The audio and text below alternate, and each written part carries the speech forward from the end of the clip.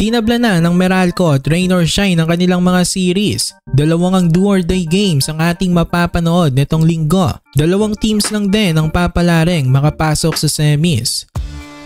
So tinabla na nga ng Meralco at Rain or Shine ang kanilang mga series. Unahin natin ang laban ng Bolts at Gene Kings. Naiwasan nga ng Meralco ang masweep. Kung natalo nga sila sa Gene Kings, back-to-back sweep na sila. Last conference kasi quarterfinals din, hindi sila nakaisa sa Ginebra. 3-0 sila ng Gene Kings. Pero ngayon hindi na nga hinayaan ng Meralco na maulit yon. Marami ang bumida sa kanila sa Game 2 pero ang pinakabumuhat sa kanila ay ang Gilas guard na si Chris Newsome na nagtala ng 24 points. Foul trouble pa nga ito sa lagay na yan. Pero hindi naman iyon naging hadlang sa performance ni Newsome. Kapag kinakailangan nga ng basket, siya ang umi-score at pamatay sunog. Pero ang unsung hero ng Bolts sa Game 2 ay si Johnson Rios. Umiscore ng 15 points at crucial ang kanyang mga tres na pinakawalan ng 4th quarter. Habang sa Gene Kings, binuhat sila ni Justin Brownlee na may 36 points. Pero medyo nakulangan lang sa local support itong si JB. Maganda naman ang nilaro ulit ni Scottie Thompson, 21 points.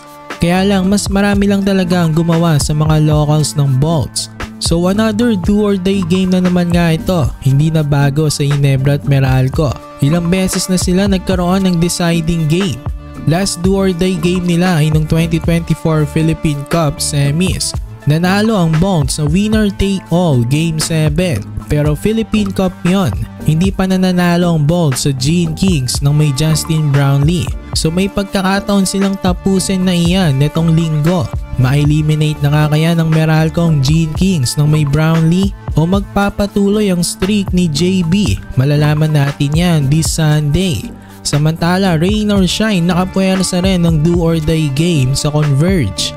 Pinaghirapan rin ng Elasto Painters ang kanilang panalo sa Game 2. Sa most part ng game dikit lang ang laban. Pero nung 4th quarter grabe ang pag-step up ni Adrian Nocum. 16 points nga kanyang iniscore sa 4th at nagtapos siya ng may 28 points. Parehas nga sila ng iniscore ng kanilang import na si Dion Thompson. Nakabawi nga itong import ng Ross matapos graduate ng Game 1. So again itong Sunday, dalawang do or die games ang ating mapapanood. Exciting ito, first game ulit Rain or Shine at Converge. Second game naman ng Gene Kings at Bolts. Sino ang tingin nyo ang mga makakapasok sa semis?